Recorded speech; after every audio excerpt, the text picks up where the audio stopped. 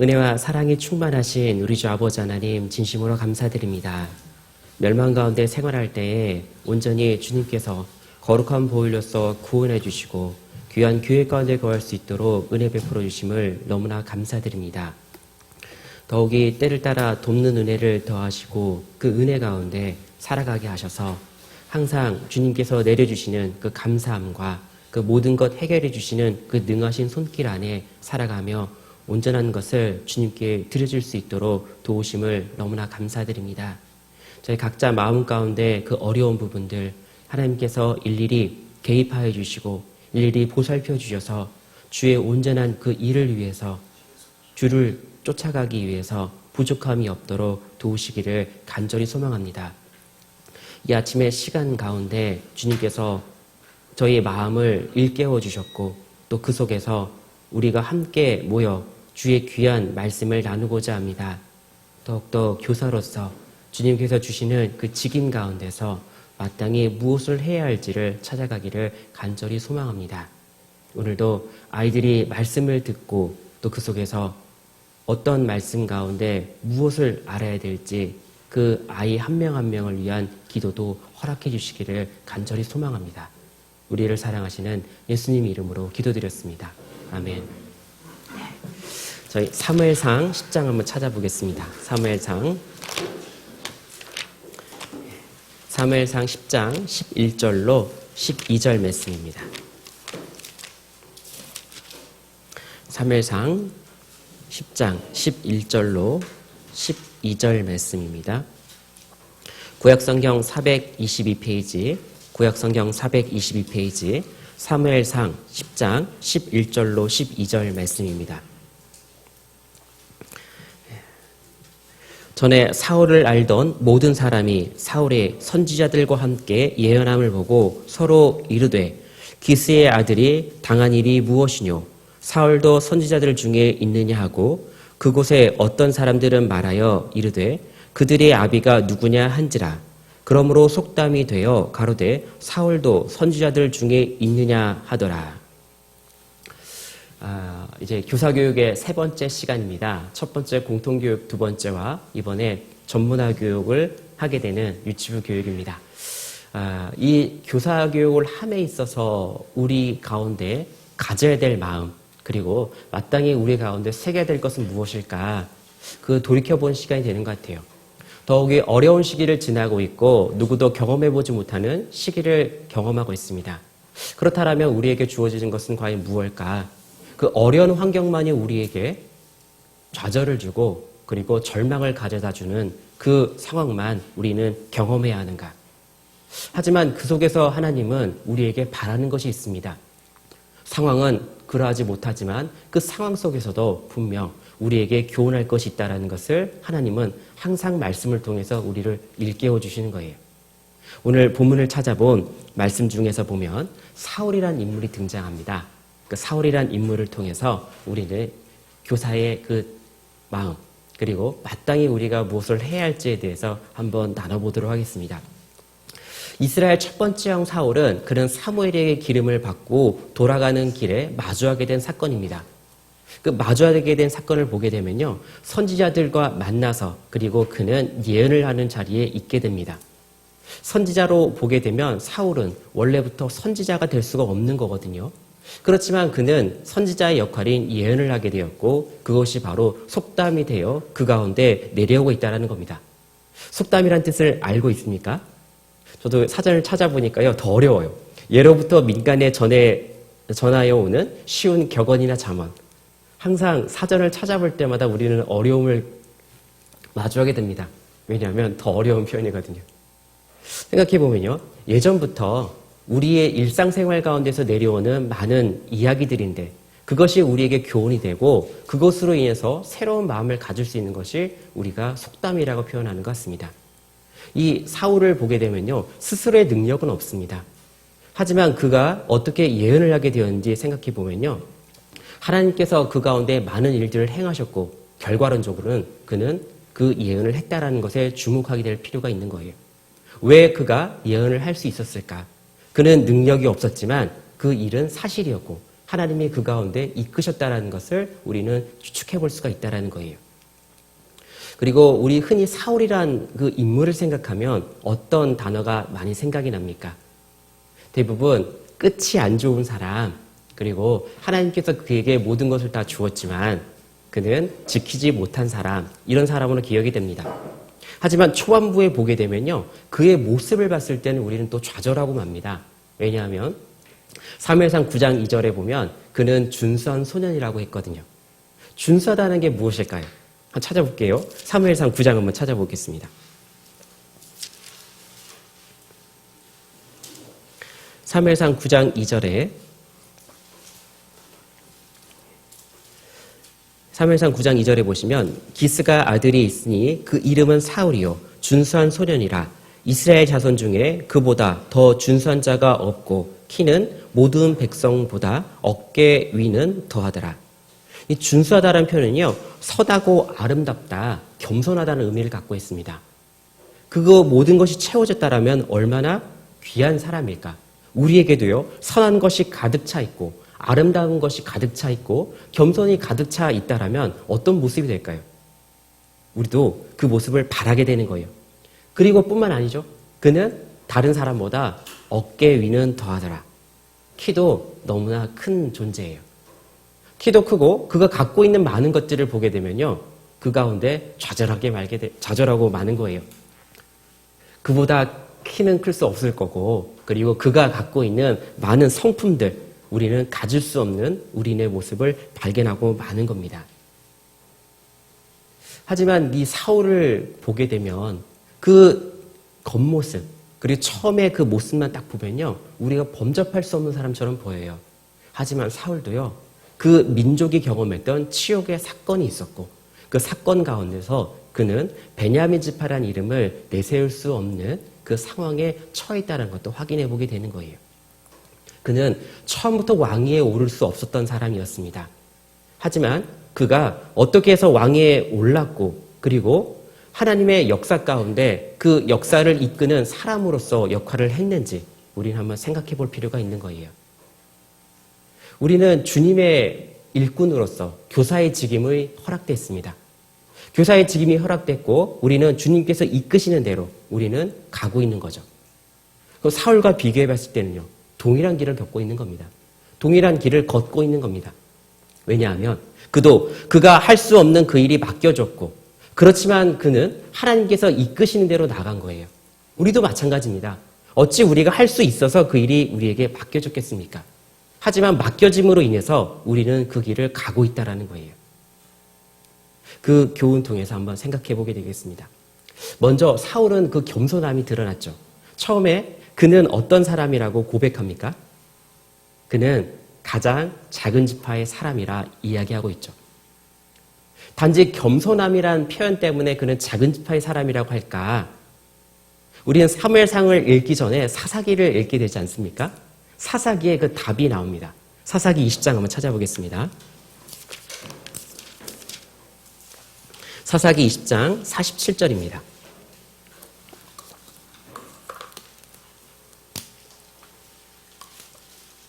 사사기 20장 47절 말씀입니다.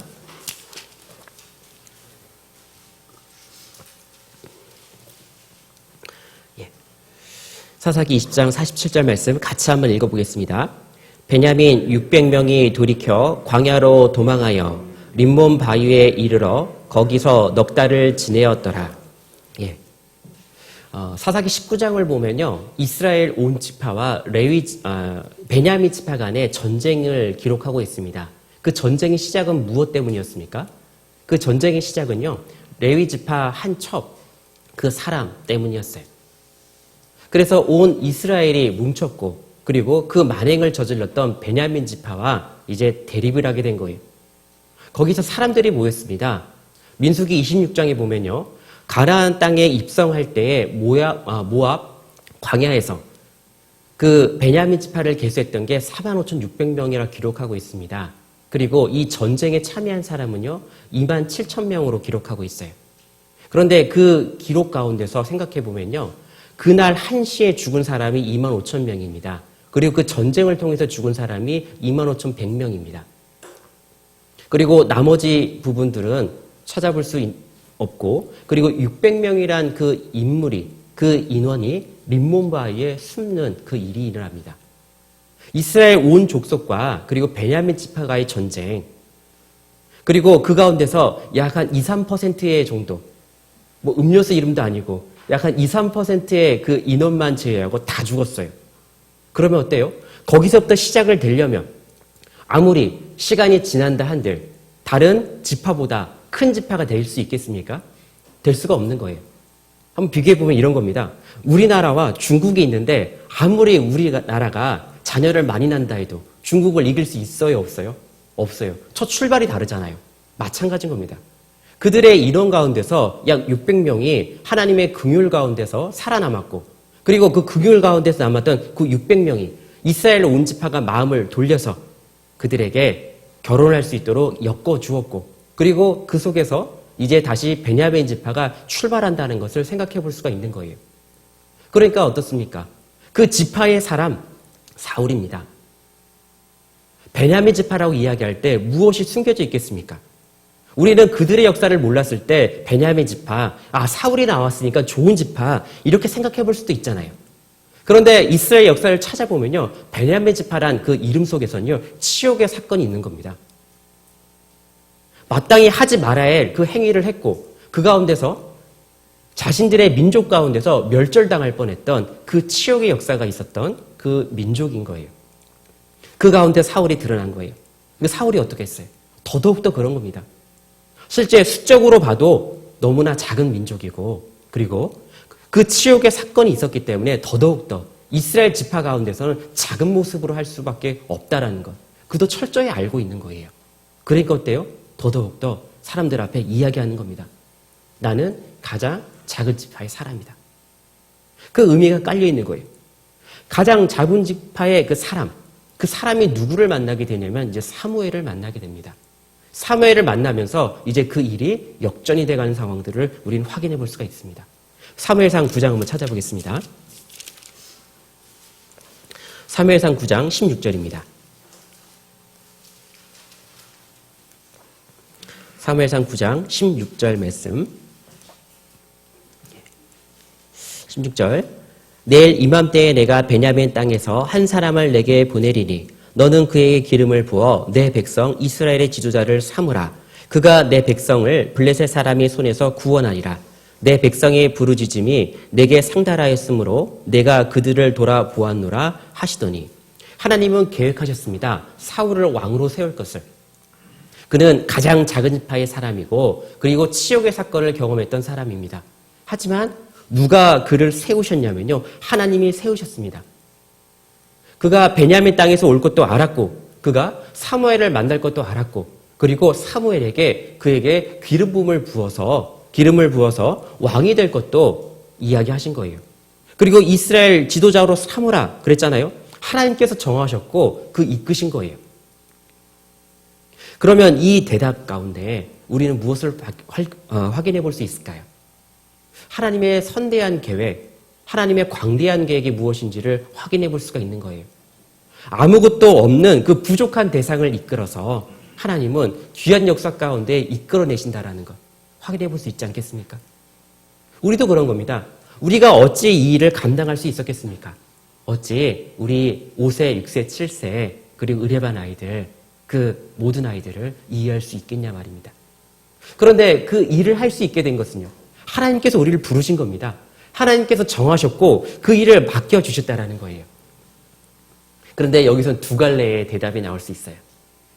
네, 하나님, 맞습니다. 내가 그 일을 하겠습니다. 그런데 한편으로는요, 내가 어떻게 해요, 하나님? 이런 생각 안 드시겠습니까? 그 기름 부음을 받아야 되는 그 과정 가운데서 사울은 어떻게 대답했을까요? 9장 21절에 보면요, 어찌하여 나를 삼으십니까? 나는 가장 작은 지파의 사람입니다.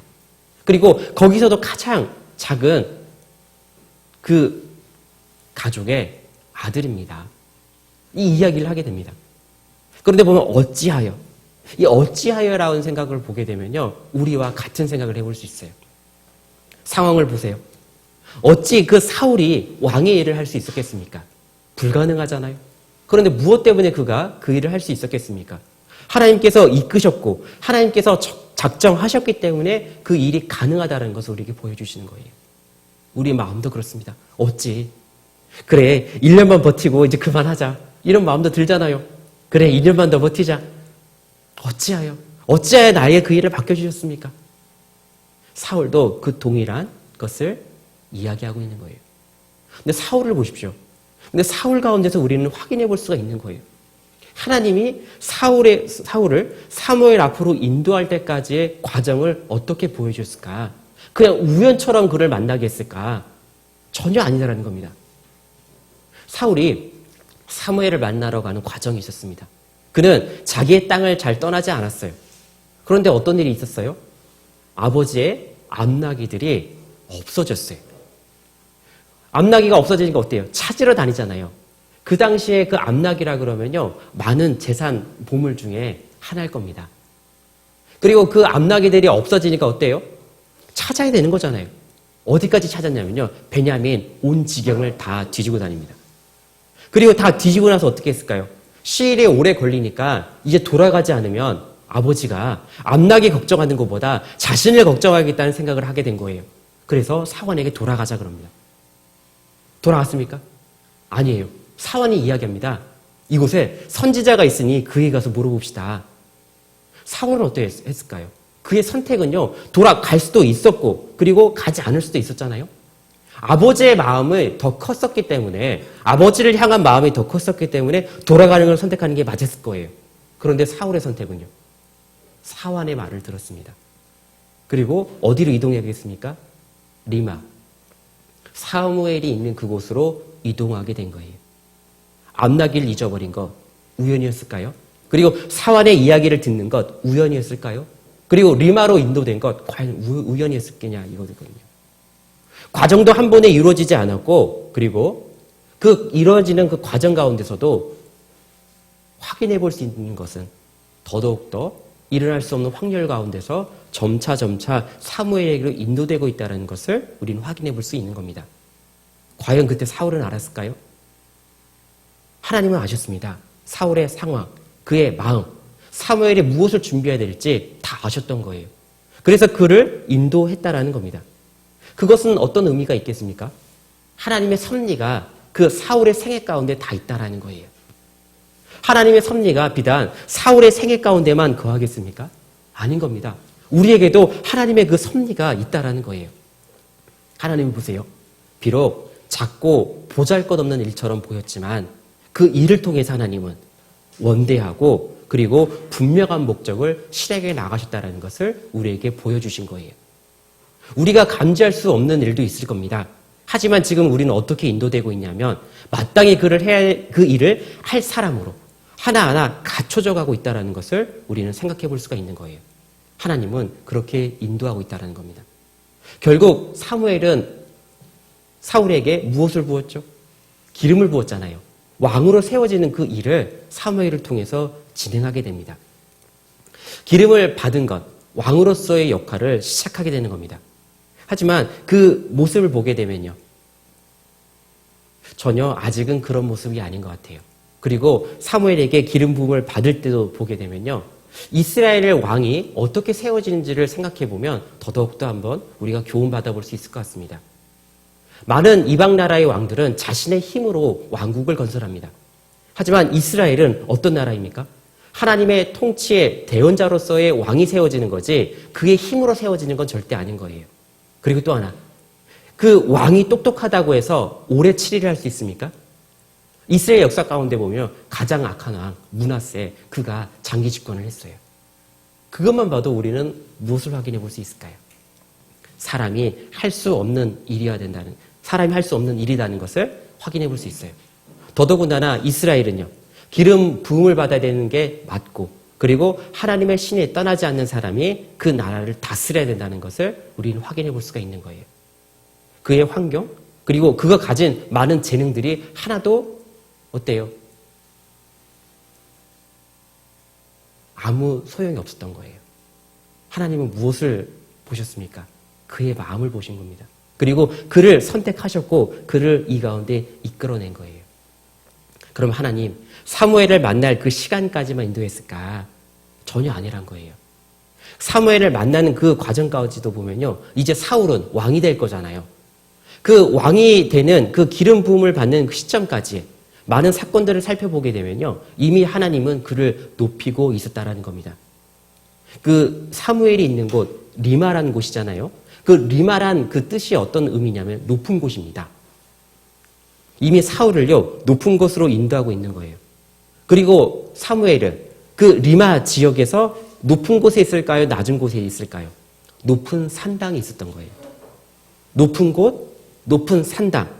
그리고 마지막에 사무엘이 그 사울을 앉혔던 자리, 그 산당, 객실의 가장 높은 자리에 앉힙니다. 높고, 높고, 높고. 그것을 생각해보면 어때요? 사울은 그게 앉을 자격이 없는 사람이지만 하나님께서 선택하셨고 그를 이미 높이시키로 작정하셨으니까 어때요? 그 가운데 보여주신 거예요.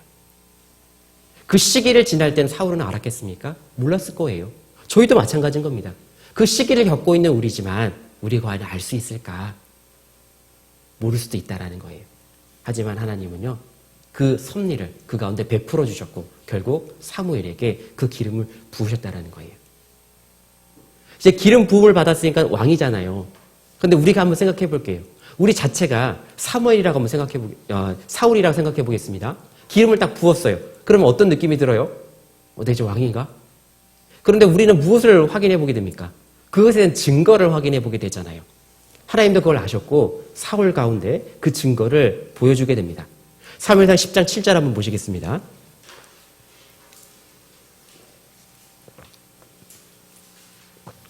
사무엘상 10장 7절.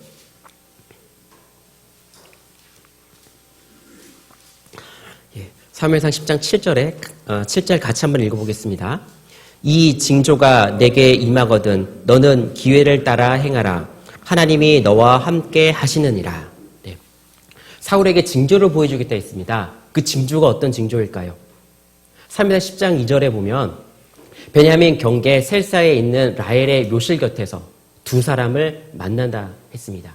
그리고 두 사람을 만났는데 그 암나귀를 찾았다는 소리를 듣게 된다는 겁니다. 그리고 사무엘상 10장 3절로 4절에 보면요. 다볼 상수리 나무에 이를 때에 세 사람을 만나는데 한 사람은 염소 새끼, 그리고 하나는 떡 세 덩이, 또 하나는 포도주 가죽 한 부대.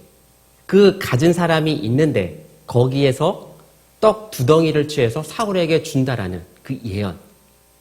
그리고 5절에 보면요. 선지자의 무리가 산당에서 내려오는 걸 본다 했습니다. 거기서 비파와 소고와 저와 수금을 앞세우고 예언을 하며 내려오는 그 무리를 만날 거다 했습니다. 첫 번째, 두 번째, 세 번째. 그 징조를 보여준 겁니다. 한 번도 아니고 두 번도 아니고 세 번이나. 그리고 세 번 동안 일어날 수 있는 그 일들을 확인해 보니까 확률적으로 계산해 보면 몇 퍼센트일까요? 제로예요. 그런데 그 일이 누구 앞에 일어날 거냐면 사울 앞에 일어난다는 거예요. 그는 기름 부음을 받은 것을 믿지는 못할 수도 있어요. 그렇죠? 그렇지만 그 부었던 것을 하나님이 그에게 증거해 주시는 게 있습니다. 일어날 수 없는 그 일이 그 가운데 일어나게 해서 하나님께서 그를 왕으로 세웠다라는 것을 보여준다라는 겁니다. 하나님의 확실한 약속의 증거가 있다라는 거예요. 우리에게도 그런 약속의 증거가 있습니다. 만약 세워진 것이 그냥 임의로 됐겠습니까? 우리에게 주어진 그 직임이 임의로 됐겠습니까?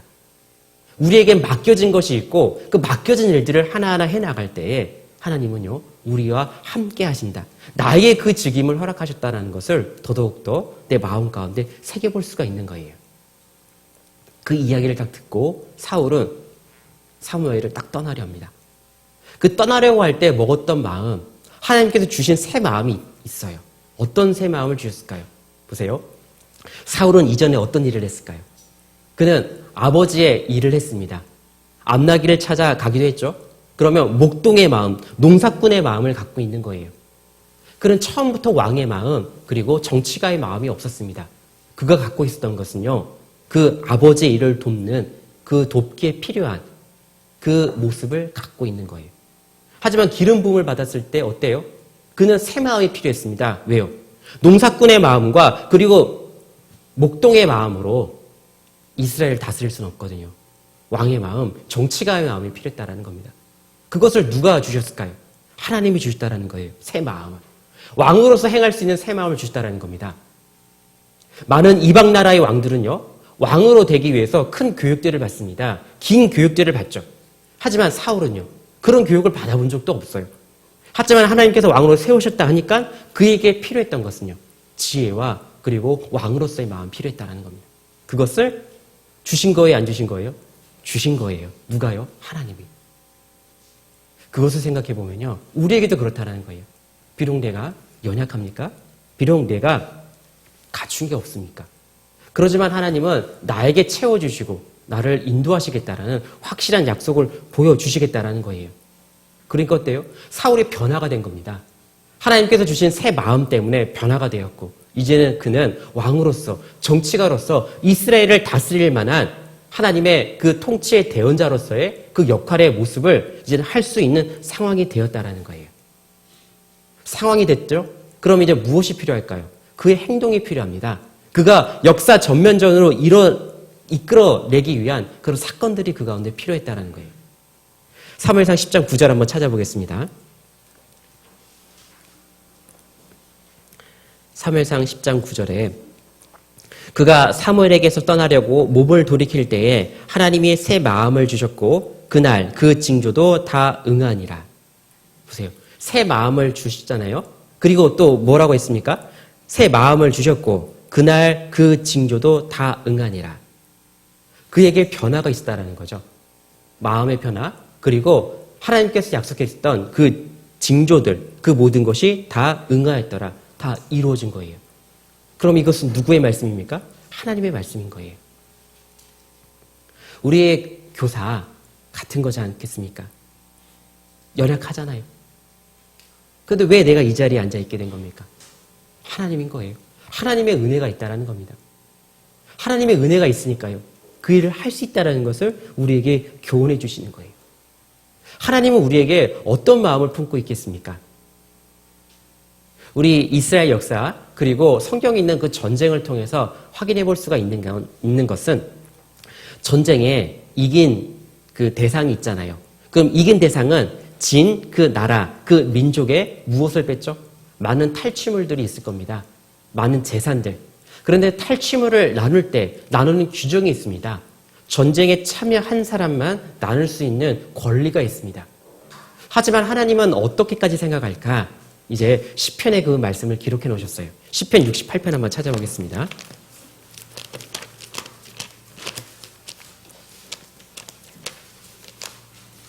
시편 68편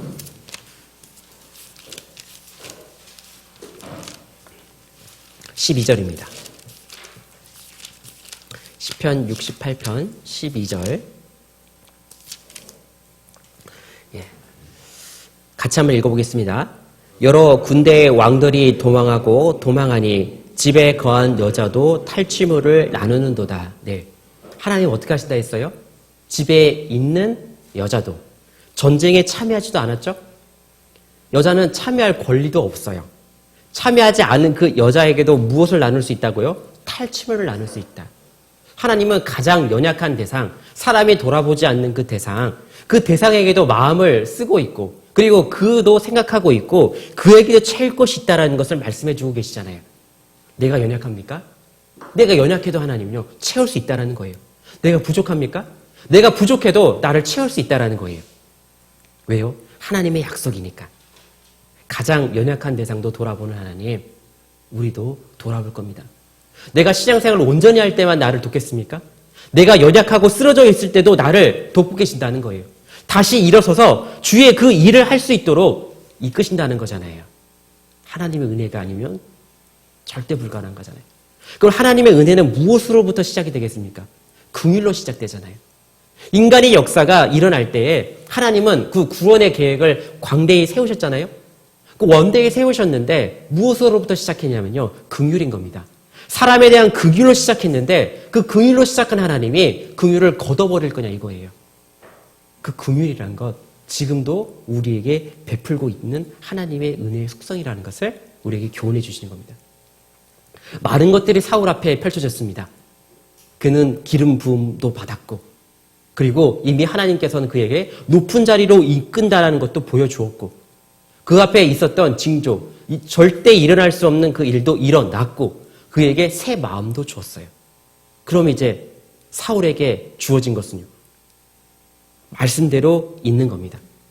우리 사무엘상 다시 찾아보시죠. 사무엘상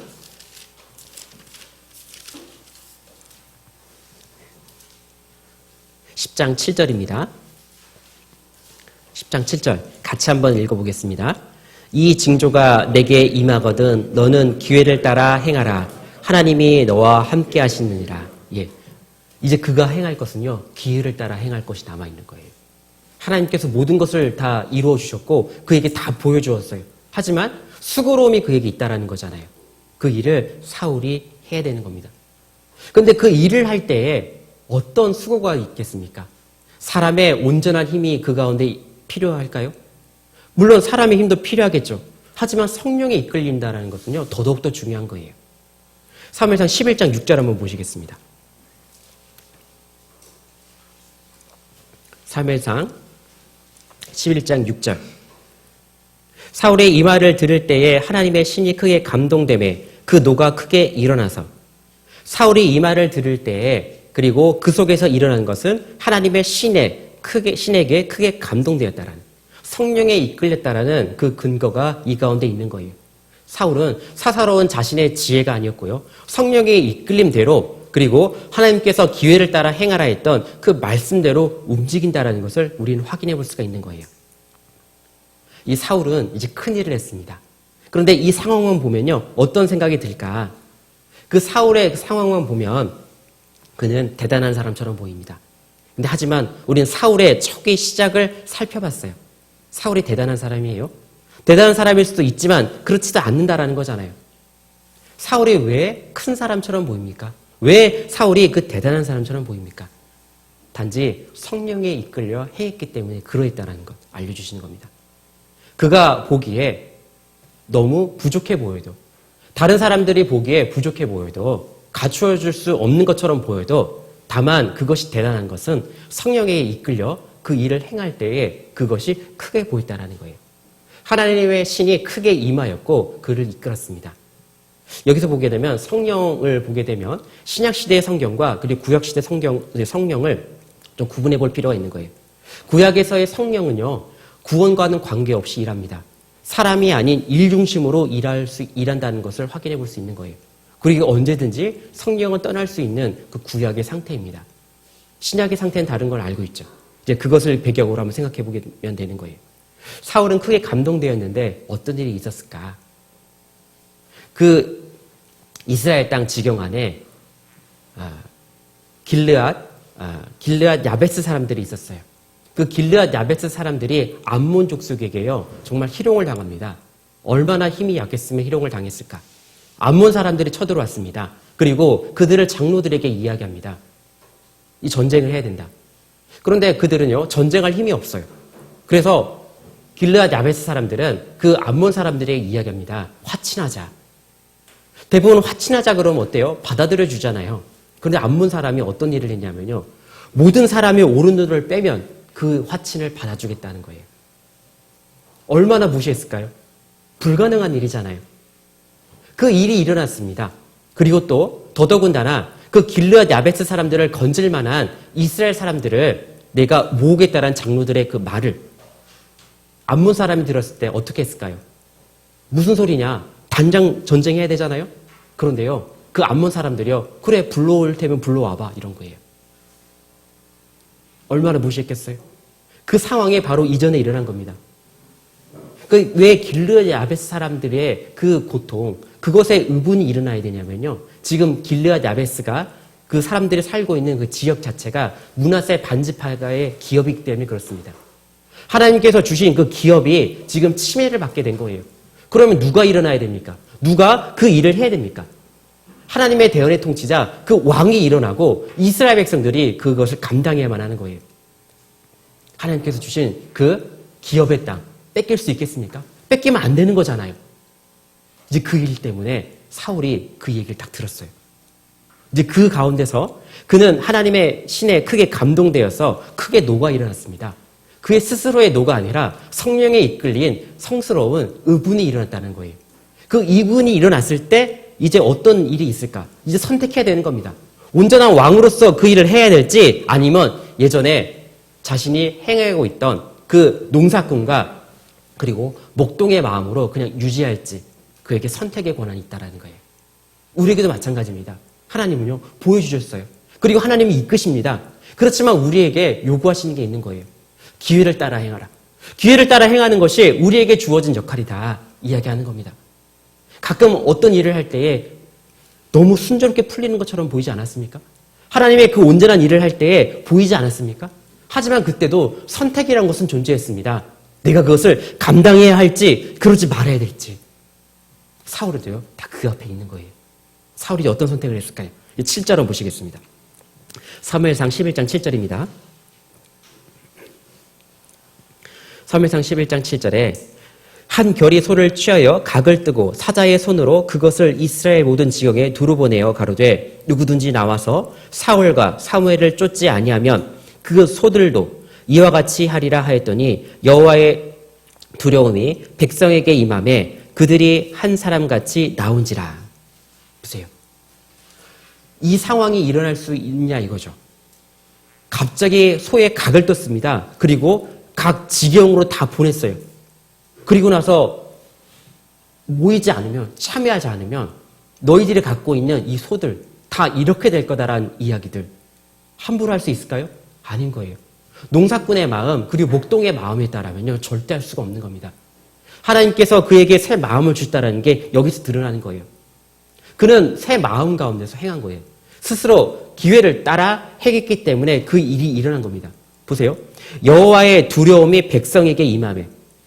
사람의 말이랐으면 웃어 넘길 수도 있어요. 아이고 농사꾼의 말, 목동의 말. 그런데 그 일을 행하니까 어떻게 했어요? 하나님이 그 백성들 가운데 두려움이 임하게 한 거예요. 여호와의 두려움. 사울의 두려움이 아니었죠? 여호와의 두려움이 그 가운데 있다라는 거예요. 사람들은요, 신에 대한 두려움을 어떻게 생각합니까? 온전한 그 한 길만 바라보게 되죠. 그러니까 어때요? 뒤에 그들이 한 사람같이 나온지라. 그럴 수밖에 없는 거예요. 여호와의 두려움이 그 가운데 엄습했거든요. 보세요.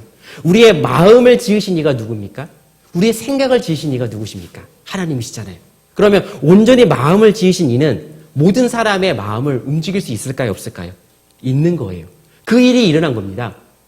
그 일을 따라 행했을 때 하나님은 약속한 게 있어요. 하나님이 너와 함께 하시리라. 그 일이 이 가운데 일어난 겁니다. 우리에게도 일어나지 않겠습니까? 기회를 따라 행했을 뿐인데 하나님이 그 일 가운데서 개입하셨고 우리를 인도하셨다라는 거예요. 우리에게도요. 그 일이 분명 있다라는 겁니다. 기회를 따라 행함. 사울의 그 개인적인 입장에서도 한번 살펴볼게요. 그 개인적인 입장에서 보면요. 세 가지의 징조가 일어났잖아요. 세 가지의 징조가 일어난 것은 외적인 겁니까? 내적인 겁니까? 외적이죠. 외적인 일도 다 일어났어요. 그리고 새 마음, 내적인 일이죠. 그런데 내적인 것도 어떻게 드러났어요? 외적으로 드러났어요. 그리고 또 하나. 그 마음을 먹을 수 있는 것은 그래 누구도 할 수 있다 생각이 들어져요. 그래서 하나님은요. 그 이상의 것을 그들에게 보여주었습니다. 사무엘상 11장 5절입니다.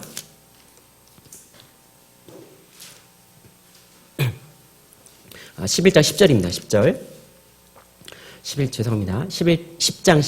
10장 10절.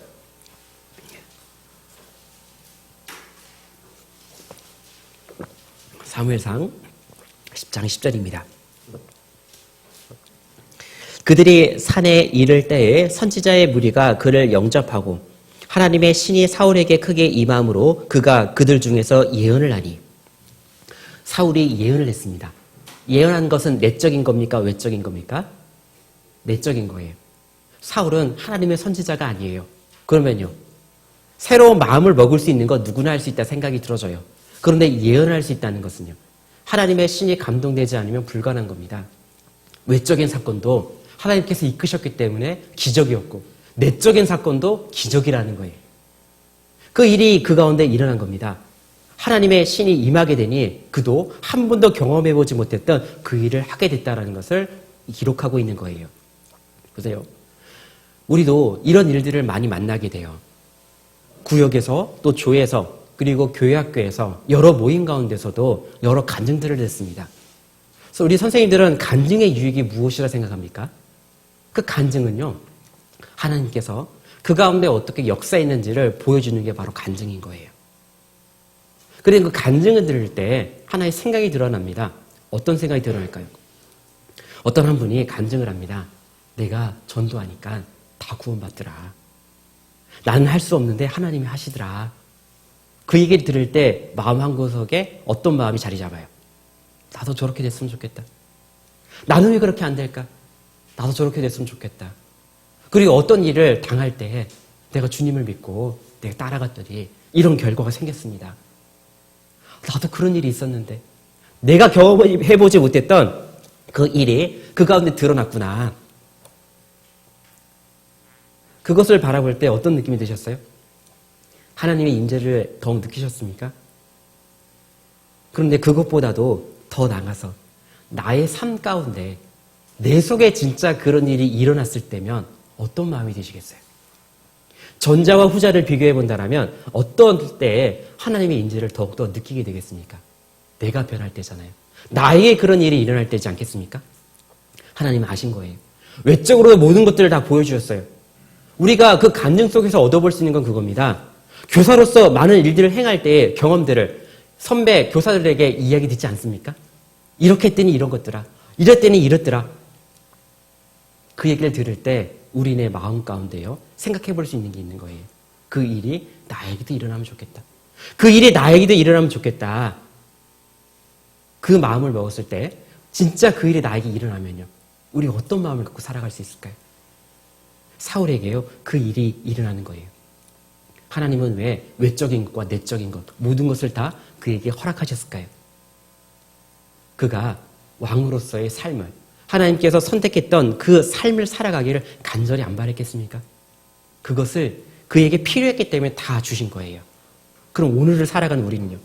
지금도 우리는 그리스도의 삶을 살아가기를 하나님은 바라시잖아요. 오늘도 교사로서의 삶을 살아가기를 하나님은 안 바라십니까? 교사의 직임을 하나님께서 허락해 주셨는데 그 일이 일어나지 않겠습니까? 일이 일어난다는 거예요. 하나님은 우리에게요, 간절한 바람이 있습니다. 다시 일어서서, 다시 일어나서 그 주의 일을 온전히 하기를, 그것을 우리에게 보여준다는 거예요. 사울의 외적인 것, 내적인 것이 드러났어요. 그는요, 마음 먹었습니다. 연약하지만 이제 그에게 기회가 주어졌기 때문에 그 기회를 따라 나는 행할 거다. 그 마음을 먹었기 때문에 그 소를 각을 뜨고 각 지파로 다 보냈다라는 거예요. 그럼 어떤 거냐면요, 성령의 이끌림의 그 행동의 결과, 그것은 바로 성령의 결과를 낳는다는 것을 우리에게 교훈해 주시는 거예요. 다른 것을 따라 행한 게 아니죠. 콩 심은 데 무엇이 나죠? 콩. 팥 심은 데는요, 팥. 누구나 다 아는 겁니다. 그럼 성령으로 심으면 무엇을 열 수 있을까요? 성령의 열매를 맺을 수 있는 거예요. 세상의 것을 심으면 무엇을 얻을 수 있을까요? 세상 것밖에 얻을 수가 없는 거예요. 사울, 그도 선택한 겁니다. 그도 연약하지만 성령에 이끌려 기회를 따라 행할 때 그 앞에 기적이 일어났어요. 그 행한 결과가 그 가운데 일어났습니다. 사무엘상 11장 11절 찾아보겠습니다.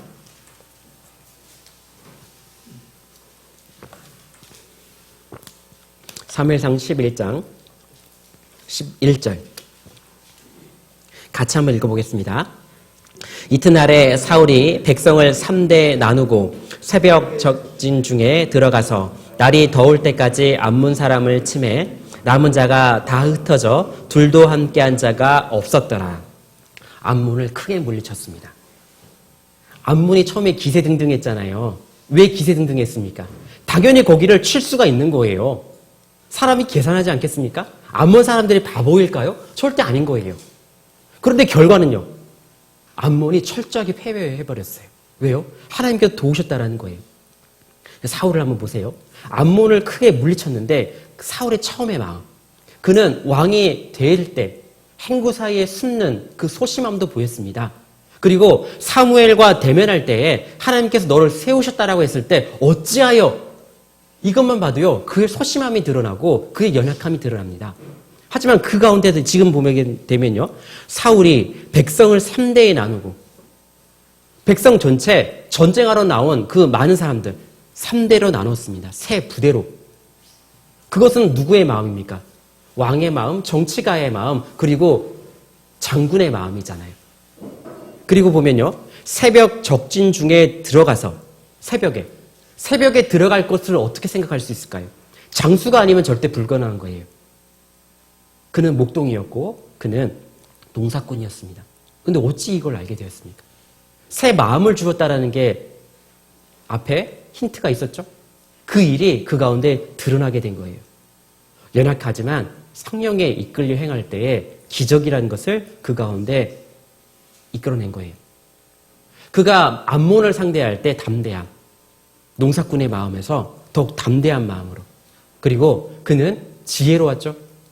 농사를 짓는 그 지혜에서 더 나아가 이제 나라를 다스릴 수 있는 지혜까지 확정이 된 겁니다. 하나님께서 그를 도우셨다는 거예요. 암몬을 크게 물리치니까 어때요? 이제 이스라엘 백성들이 열광을 합니다. 그를 왕으로 세워야 된다. 그를 길갈에서 왕으로 삼았습니다. 그에게 기름을 부었고, 그리고 왕이라고 할 때에 많은 사람들이요, 두 부류가 나눠졌습니다. 비류들이 그 사울을 받아들이지 못했어요. 암몬을 물리치기 전까지는.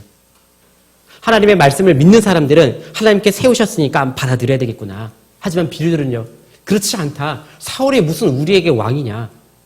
그의 많은 재반적인 사항들만 확인했기 때문에 그러한 거예요. 그렇지만 어때요? 지금 암몬을 크게 물리쳤어요. 그 비류들 어떤 일이 일어날까요? 사람들이요, 그 비류들을 잡아서 죽이자는 거예요.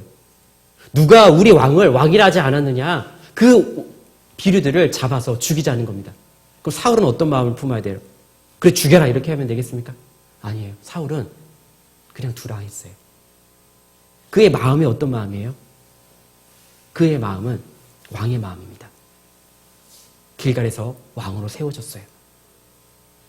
어떤 의미가 있겠습니까? 이스라엘 온 족속에게 왕으로 인정되는 사건이 바로 암몬을 물리친 사건이에요. 사울에게는 기회가 있었습니다. 암몬 사람들이 길르앗 야베스 사람들을 희롱하고 그리고 그들을 멸하려 할 때 의문이 일어났고 그대로 행했을 때 결과는요. 결과로서 우리에게 이야기해 주는 게 있는 거예요. 그가 이제 왕으로 이끌어집니다. 하나님 기회를 주셨죠? 기회를 따라 행하니까 처음에 하나님께서 약속하신 그대로를 그대로 다 이루어주신 겁니다. 비단 사울에게만 그랬습니까? 다윗도요. 다윗도 왕으로 세워졌는데 처음부터 왕으로서 그 모습을 갖춰갔던 건 아니에요. 그가 이스라엘의 역사 가운데 전면적으로 일어날 수 있었던, 나올 수 있었던 사건이 무엇이었죠? 바로 골리앗을 넘어뜨린 사건이에요. 어느 누구도 그 골리앗 앞에 설 수 없었던 그 이스라엘 민족인데 당당하게 그 어린 나이에도 불구하고 그 앞에 섰고, 서서 끝나지 않았죠? 그 골리앗을 물리쳤잖아요. 모든 사람이 다윗에게 열광이 된 거예요. 하나님은 계획하셨습니다. 그를 왕으로 세운 그 사람에게, 그에게도 하나님께서 말씀대로 그를 이끄실 때에 그의 마음을 보신 거고, 그리고 그 마음대로 행할 때에 하나님은 역사를, 기적을 베풀어 주시면서 그에게 보여주셨다는 거예요. 그렇게 우리를 이끄신다는 하나님의 교훈을 그 가운데 담고 있는 겁니다. 우리를 한번 보세요. 기회를 따라 행하라. 우리에게 어떤 기회가 있겠습니까? 기회를 따라 행하라. 나에게 어떤 기회가 주어졌습니까? 기회를 따라 행하라. 나에게 어떤 기회가 오기를 기대하고 있습니까? 우리 신앙생활에도 보면요, 한번 이렇게 적용해 볼 수가 있는 것들이 있는 거예요. 그리스도인으로서 삶을 살아갈 때에 온전히 사람들 앞에서 그리스도인인 것을 드러낼 수가 있어요. 하지만 우리는요, 반쪽 마음만 먹을 때가 많습니다. 어떨 때냐면요, 누군가를 전도하려고 할 때 전도하고자 하는 마음은 들죠? 기도도 합니다. 그런데 그 기도가 내가 전하는 것까지 이어집니까? 다 거기서 멈출 때가 있잖아요. 기회를 따라 행하는 것은 전하는 것까지예요. 내가 마음 먹고 기도하는 것, 거기까지가 아닌 겁니다. 그 일이 그 가운데 일어나야 되는 거예요. 그래서 전하지도 않으면서 그 영혼이 구원받기를. 그리고 교사로 해보면요. 내가 준비하지도 않고 우리 아이들에게 복음, 그리고 하나님, 예수님을 전하지도 않는데 그 아이들이 온전히 알기를 바라는 마음, 그거 똑같은 거예요. 그리고 이런 겁니다. 하나님의 일에 아무 관심도 없으면서 그 역사가 일어나기를 바라는 마음, 그것도 그런 거예요. 하나님의 일이 무엇일까요? 우리를 교사의 직임을 허락하셨고 또 그 가운데 할 일들이 많잖아요. 우리 아이들 5세, 6세, 7세 은혜 받은 아이들, 그 아이들에게 떠먹여야 될 게 너무나 많은 거예요. 그것을 위해 준비하는 것들 많잖아요. 다른 부서가 없는 시창각 팀도 있고, 그리고 각 학년들 선생님들 앞치마 입기도 하고, 그리고 매일 가위 자르고, 그리고 쓰고, 그리고 그거 왜 필요하겠습니까? 그런데 그 일에 동참하지도 않으면서 아이들이 하나님 말씀 잘 듣기를 바라는 것, 그것이 바로 반쪽짜리의 마음인 거예요. 기회를 따라 행하라. 결과가 있다는 겁니다. 행함이라는 것이 있는 거고 결과가 있다는 거예요. 그것이 우리에게 요구되어 있는 겁니다. 이제 그는 전면전에 나섰고 이스라엘 백성들이 다 인정할 만한 사람이 된 거예요. 이제 어떻게 됐을까요? 사무엘상 10장 24절 한번 찾아보겠습니다.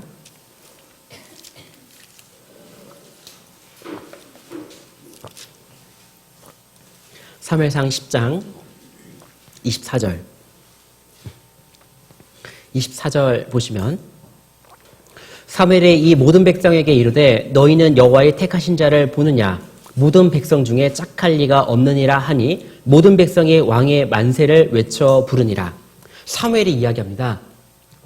모든 백성에게 이르되 너희는 여호와의 택하신 자를 보라. 이 여호와의 택하신 자를 보라고 할 때 어떤 의미가 있었을까요? 하나님께서 세우셨기 때문에 그가 왕이 되었다는 의미가 같이 있는 거예요. 이스라엘 왕은 하나님의 도우심을 입은 자다. 그 도우심을 입었기 때문에 그 일을 행했다. 그러니까 하나님 택하신 사람이 맞다 이러는 거예요. 그런데 이 이스라엘 백성들은 잘못 알아들이는 거예요. 외모를 보는 겁니다. 크네. 그리고 준수하네. 그 모습을 딱 보니까 모든 백성의 왕의 만세를 외쳐보느니라. 하나님이 선택했기 때문에 그가 귀한 그 존재로서 쓰였다라는 것, 그 일을 했다라는 것을 이제 백성들은 망각하는 거예요. 하지만 하나님께서는 우리에게도 온전한 교훈을 주시잖아요. 그가 왜 하나님 앞에 더더욱더 그 택하신 자가 모든 백성 중에 짝할 리가 없는지는 그에게 주어진 기회, 그 기회를 따라 행할 때 하나님은 도우셨다라는 거예요. 보세요. 단지 하나님께서 선택했기 때문에 가장 적합했다라는 것을 이야기하는 거예요. 사울이 다른 외적인 건 없었습니다. 외적인 것은 사람의 보기에 좋았던 거지 하나님 보기에는 아니었다라는 거예요. 그가 단지 하나님께서 선택했기 때문에 가장 적합한 거고, 그리고 그 사람이 하나님의 신에 감동되었기 때문에 그 큰 일을 할 수 있음을 지금 밝히고 있는 거예요. 우리도 그렇습니다. 단지 우리가 교사의 직임을 얻은 것은 하나님께서 명하셨기 때문에 그래요. 단지 우리를 선택하셨기 때문에 가장 적합한 겁니다. 내 스스로 적합하지 않다라는 것, 그건 옳지 않아요. 왜요? 하나님께서 세우셨으니까. 그리고 이제 우리에게 있는 것은요, 하나님의 신에 감동되어 그 일을 할 것, 그 일을 행하는 것이 남아있는 거예요. 그 일은 작은 일이 아니라 큰 일로 우리에게 펼쳐진다는 것을 말씀해 주시는 거예요. 우리 에베소서 4장 11절 말씀 잘 알죠? 그가 혹은 사도로, 혹은 선지자로, 혹은 복음 전하는 자로, 혹은 뭡니까? 교사와 목사로 주셨으니. 어떤 이름이 있어요? 교사의 이름. 누가 주셨냐면요, 하나님이 주셨습니다. 그 교사의 직임을 우리에게 허락하셨고, 그리고 그 일을 할 수 있도록 우리에게 도우시고 계신다라는 거예요. 그렇다면 우리는 어떤 마음을 품어야 될까요? 우리도 연약하지만 할 수 있는 겁니다. 우리가 부족해도 할 수 있는 거예요. 왜요? 하나님께서 세우셨으니까. 하나님께서 세우셨기 때문에 그 일을 할 수 있다는 겁니다. 세우셨으니까 채워주지 않겠습니까? 당연히 채워주는 것도 우리에게 있다라는 거예요. 그러면 우리는요, 어떤 마음을 갖고 구체적으로 준비하면 될까? 역대상 한번 찾아보겠습니다. 역대상 9장 33절 말씀입니다.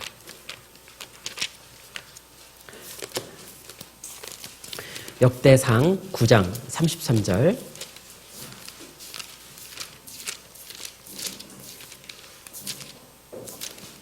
역대상 9장 33절 말씀은 구약성경 625페이지, 구약성경 625페이지, 역대상 9장 33절입니다.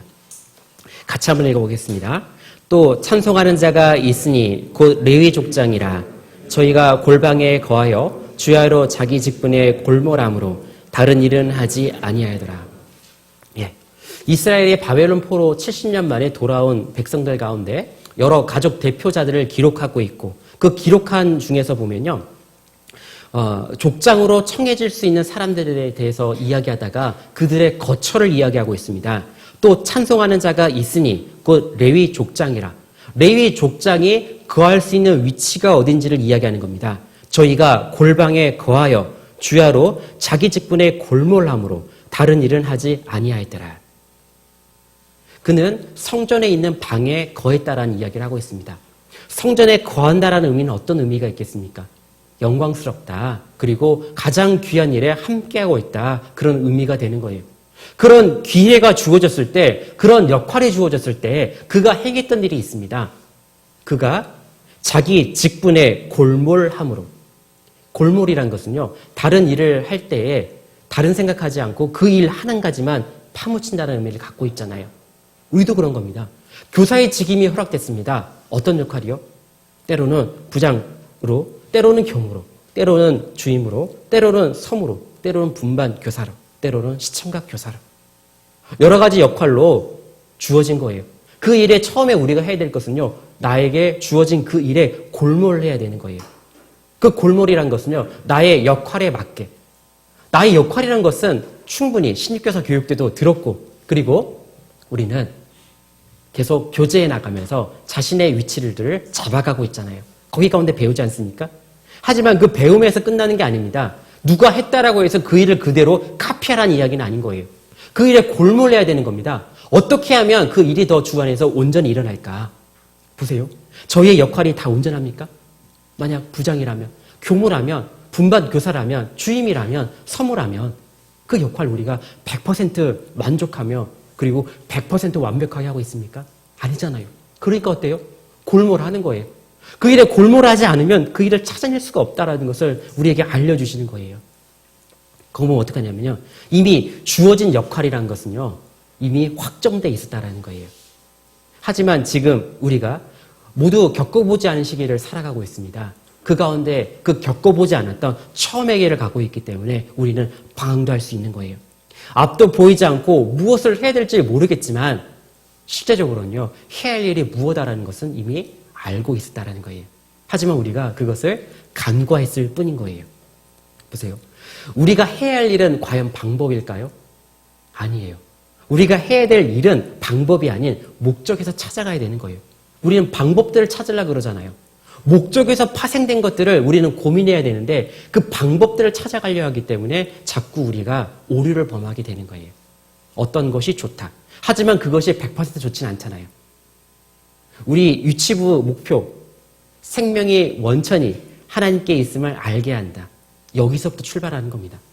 생명의 원천이 하나님께 있음을 알게 한다. 우리 아이들에게 전해줘야 될 목표니까 그것에서 파생된 그 일들을 찾아가야 되는 거지. 내가 분반교사로서 아이들과 잘 지내기 위해서, 아니면 그냥 부모님과 잘 지내기 위해서 그런 방법들을 찾아가는 건 아니라는 거예요. 방법들을 찾으니까 어때요? 사람의 방법이니까 오류가 있고 오차가 있잖아요. 그 오차와 오류 때문에 우리는요, 좌절이라는 것도 경험해요. 왜요? 내가 선택한 게 잘못되었구나. 자꾸 좌충우돌하는 나의 모습 때문에 내 모습이요, 점차 작아져 가는 거예요. 그리고 좌충우돌하는 그 모습 때문에 내가 점점 마음이 약해져 가요. 카톡을 한번 보내보셨습니까? 그리고 그 대답 없는 그 부모님들의 멘트 때문에 얼마나 속상했어요. 왜요? 왜 그때 마음이 무너졌어요? 이 방법으로 하면 더 효과적이었겠다 생각도 해보는 겁니다. 근데 하지만 우린 출발선상을 좀 다시 생각해봐야 되는 거예요. 우리가 해야 될 일이 있다. 우리가 하나님께 정해진 그 목적 가운데 우리는 찾아가야 될 수고가 있다라는 거예요. 자, 수고가 있다라는 것은 어떤 의미가 되겠습니까? 우리에게 노력이 필요하다는 겁니다. 골몰하는 거요. 에너지가 필요해요. 골몰, 그것은 바로 수고로움, 노력이 필요하다는 거예요. 우리도요, 시작을 해야 됩니다. 마음에서 시작돼요. 그 일이 진행이 될 때 우리는 골몰할 수가 있어요. 내가 가장 좋아하는 일을 할 때 골몰해보지 않으셨습니까? 내가 너무나 갖고 싶었던 그 물건을 사기 위해서 돈을 모을 때 골몰 내보지 않으셨습니까? 그것이 바로 골몰이에요. 우리가 맡겨진 그 교사의 직임, 그 일에 우리는 골몰이란 그 단어를 계속 연결해야 된다는 것을 우리가 교훈받아 볼 수 있는 거예요. 이제 골몰하면 이제 어떻게 해야 될까요? 골몰한 그 내용을 이제 실행으로 옮겨야 돼요. 제가 좀 찾아봤는데요. 히브리 사상에서 지혜의 특성이라는 것을 좀 찾아봤거든요. 행할 때에 지혜를 통한 그 실행이 필요한데 이 지혜라는 단어를 히브리 사상 가운데서는요. 근면, 정직, 절제, 순결, 좋은 평판에 대한 관심과 같은 덕행이라는 것으로 정의하고 있어요. 다시 한번 얘기 드릴게요. 근면, 정직, 절제, 순결, 좋은 평판에 대한 관심, 그 모든 것과 같은 덕행. 그 지혜라는 것은요, 행동으로 드러나는 의미가 있는 거예요. 내면에서만 끝나는 게 아니라 그 내면의 그것을 끌어낼 수 있는 게 바로 지혜다. 이렇게 정의한다는 겁니다. 끌어낸다는 것은요, 행동과 그리고 실천과 연결되어 있다는 것을 우리에게 교훈해 주시는 거예요. 골몰했잖아요. 주의 그 일을 위해서 골몰했으면 아무렇게나 행하면 되겠습니까? 지혜로운 행함이 우리 가운데 필요하잖아요. 그 지혜로운 행함은 어디서 나오게 될까요? 그 지혜로운 행함, 바로 하나님께서 주신다라는 겁니다. 사울이 어떻게 그 일을 했겠습니까? 하나님께서 주셨거든요. 골몰에 행할 때에 기회가 있었고 그 기회를 따라 행할 때에 하나님은 그에게 큰 지혜까지 더했음을 확인해 볼 수가 있는 거거든요. 우리도 그렇습니다. 확인해 보고 싶습니까? 골몰했던 그 일을 지혜를 통한 실행에 옮길 때 우리에게 그것을 보여주신다라는 거예요. 그것은 어떤 의미가 되겠습니까? 지혜를 통한 실행이라는 것은요, 우리에게 신앙적 원리를 이야기하는 겁니다. 모든 일을 풀어갈 때에 신앙적 원리를 적용하고 그 가운데 풀어가라는 이야기를 하는 거예요. 왜요? 우리는요, 사람의 일을 하는 게 아닙니다. 하나님의 일을 하는 거기 때문에 우리는 모든 일들을요, 신앙적인 원리로 풀어가야 되는 거예요. 우리 느헤미야 한 사람을 찾아볼게요. 우리 느헤미야 5장 한번 찾아보겠습니다. 느헤미야 5장 7절입니다.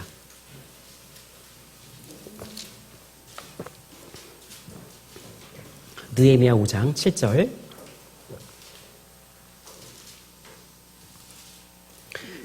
느헤미야 5장 7절. 구약 732페이지 느헤미야 5장 7절 말씀입니다. 같이 한번 읽어보겠습니다. 중심에 계획하고 귀인과 민장을 꾸짖어 이르기를 너희는 각기 형제에게 치리를 한도다 하고 대회를 열고 절을 쳐서. 이스라엘 역사 가운데서 일어난 일입니다.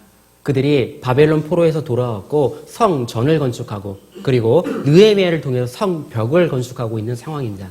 성벽은 52일 만에 피력이 됩니다. 그 52일 만에 피력이 될 때에 과연 쉽게 피력이 됐겠습니까? 피력이란 것은 반드시 이루어졌다, 반드시 역사했다는 의미가 있는 겁니다. 그 52일 만에 일어나려고 그러면 얼마나 계획적이어야 될까? 그리고 52일 만에 그 일이 일어나려면 얼마나 그 가운데 마음을 쏟아야 될까? 우리는 그 일에 마음을 쏟고 그리고 많은 것을 쏟아붓지만 않을 때가 있잖아요. 어려움을 만날 때가 있지 않겠습니까? 이 느헤미야도 그 어려운 일을 딱 당하게 된 거예요. 외적인 어려움 우리가 같이 감당해낼 수 있습니다. 보면요, 우리가 그랬어요. 학예 수양회를 할 때 어떠셨어요? 시간 안 되는데 어떻게든 내셨어요. 그죠? 그 시청각 한번 올리려고 그리고 분반 한번 하려고 어떠셨어요? 안 내는 시간 짜내가면서 했잖아요. 마귀는 그 시간에도 우리를 못 모이게 막았습니다. 마귀는요, 그 시간에도 우리를요, 자꾸 마음을 나누는 일을 했어요. 하지만 어때요? 우리가 하나가 됐고 하나의 일에 몰두하니까 그 일을 해냈다라는 거잖아요. 한 번만 했습니까? 매해 그 일들을 우리는 해왔어요. 그죠? 근데 그 일을 하면서 우리는요, 한 가지 어려움이라는 것에 봉착했을 수도 있었을 거예요. 어떤 일일까? 내면적인 일인 겁니다. 이제 어떤 일이 일어났냐면요, 이 이스라엘 백성들이 돌아와서 건축하자. 다 마음을 모았습니다. 그들은 자신의 생업도 포기했고 자신의 재물로서 그 물질을 충당하고 그리고 자신의 시간을 바쳐서 그 성벽을 계속해서 쌓아가고 있는 과정인 거예요.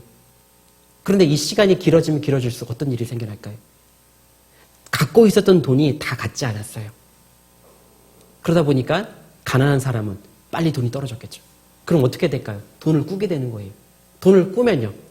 갚아야 되잖아요. 생업도 포기했어요. 어떻게 해야 될까요? 그런데 그 일이 점점 일어나다 보니까 이자에 이자, 이자에 이자, 너무 감당할 수 없는 상황이 된 거예요. 결국 자신의 자녀도 종으로 팔아버려야 되는 상황이 된 거예요. 동족들 간의 그 일 가운데서 자신의 자녀를 팔아야 된다. 종으로 팔아야 된다. 마음이 안 나눠지겠습니까? 있는 자와 있지 않는 자가 안 나눠지겠습니까? 나눠진 거예요. 그 일이 일어나 버린 겁니다. 그 일은 느헤미야가 경험했어요. 그는 총독으로 와 있고 성벽 쌓는 그 일을 담당하고 있잖아요. 그런데 지금 이 상황에서 마음이 무너져서 성벽 쌓는 일이 중단이 돼버리면 이제 이스라엘 백성은 보호받을 길이 없는 거예요. 성전에 보호받을 길도 없고 그리고 그들이 제사를 회복했을 때 다시 보호받을 수 있는 길이 없는 겁니다. 그러니까 어때요? 이 역사를 피력해야만 해요. 근데 지금요, 꼬일 대로 꼬여 있는 상황인 거예요. 이스라엘의 그 일들 어떻게 풀까? 돈 많은 사람, 그렇지 않은 사람, 일일이 한 사람 한 사람 찾아가서 이야기해야 될까? 느헤미야는 한 사람이에요. 어떻게 해야 될까? 그는요, 중심에 계획했습니다. 처음. 그 중심에 계획한다는 것은 어떤 의미가 될까요? 그는요, 지혜로움의 선택을 시작한 거예요. 지혜로움의 선택을 처음에 중심에 계획했습니다. 중심에 계획했다라는 것 누가 알겠습니까? 하나님이 아시죠? 나의 그 마음이 선한 마음인지 그리고 그렇지 않은 마음인지 하나님은 아신다라는 거예요. 그래서 우리 속에 먼저 필요한 것은 중심의 계획. 이 계획이 과연 온전히 하나님께 온전한 건지 그렇지 않은 건지 우리는 생각해 봐야 된다는 거예요. 분반을 진행할 때 그리고 학년에서 많은 일들을 진행할 때 우리는 생각해 봐야 되는 거예요. 과연 이 일이 주님 앞에 올바른 건지 올바르지 않은 건지. 그리고 올바르지 않다는 판단이 딱 섰어요. 이제 느헤미야가 7절을 보시겠습니다. 중심에 계획하고 귀인과 민장을 꾸짖어 이르기를. 귀인과 민장, 부자입니다. 이스라엘 백성들에게는요, 하나님께 내려주신 율법이 있었습니다. 그 율법대로 살았기 때문에 이방인과 이스라엘이 삶이 달랐던 거예요. 이방인들은 고리들을 취하면서 자기들이 부자가 됐지만 이스라엘 백성들은요, 하나님께서 철저하게 금했습니다. 동족이 배고프면 그를 먹이라 했고 그리고 그에게 돈을 꾸짖었을 때 별일을 취하지 말라는 법이 이미 그 가운데 있었다는 거예요. 알면서도 그 부당한 이득을 취했기 때문에 생기는 일이었습니다. 현상만 보면 어때요? 현상만 보면 그냥 단순하게 사람이 만들어낸 일 같아요. 하지만 처음부터 하나님의 말씀을 거스려서 시작된 그 작은 것 때문에 망가졌다는 것을 누가 알았을까요? 느헤미야가 안 거예요. 마음에 계획했잖아요. 안 겁니다. 그러면 어떻게 될까요? 이제 하나님의 말씀대로 신앙의 원리대로 풀어가야 된다는 것이 안 거예요. 우리도 경험해보는 것들이 많아요. 선생님들 간에 마음 안 맞는 일도 있고 내가 학년에 마음 안 맞는 일도 있어요. 그때마다 어때요? 바꾸는 거. 그리고 그때마다 어때요? 내가 안 나오는 거. 그때마다 내가 잠잠히 있어버리는 거. 그것이 답이라고 우리는 생각도 합니다. 근데 아닌 거예요. 그 가운데 우리는요, 잘못된 것을 어디서 비춰봐야 될까요? 성경 가운데 비춰봐요. 보세요. 귀인과 민장, 과연 바볼까요? 배울 만큼 배운 사람들입니다. 그들이 철저하게 자신이 잘못했다는 것을 인정하게 하려면 무엇이 필요했겠습니까? 하나님의 율법이 필요했습니다. 그 율법 가운데 그들이 잘못됐다는 건 철저하게 지적을 해야만 어때요? 사람의 말이 아니라 하나님의 말씀이기 때문에 그 앞에 무릎을 꿇을 수 있지 않겠습니까?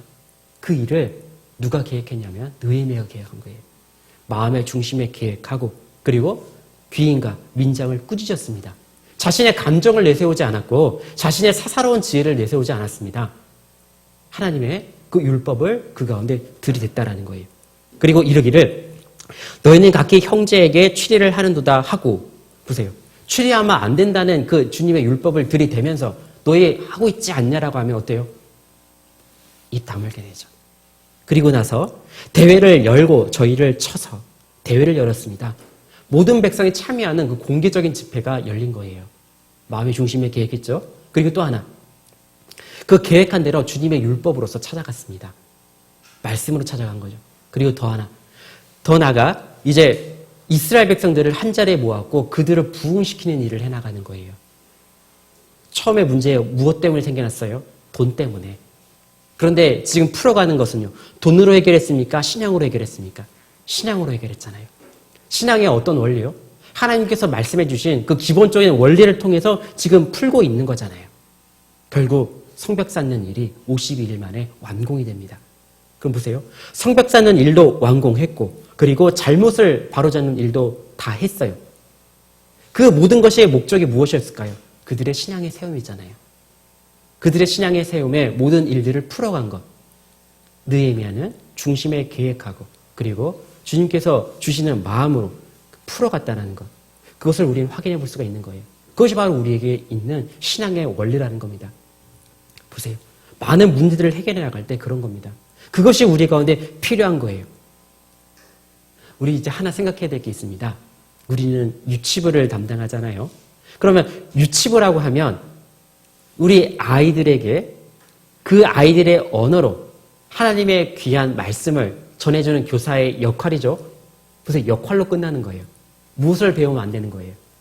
그들의 마음을 배우면 안 되는 겁니다. 우리가 5세의 마음이 되고 우리가 6세의 마음이 되고 우리가 7세의 마음이 되는 것.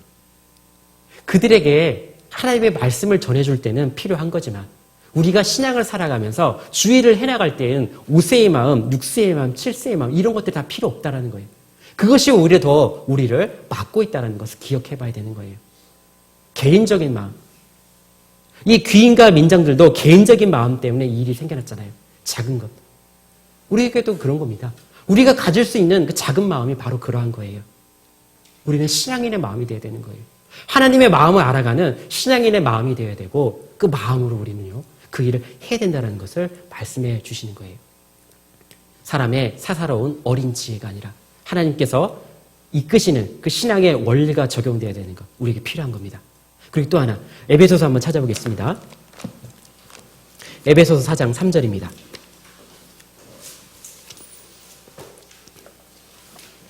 에베소서 4장 3절.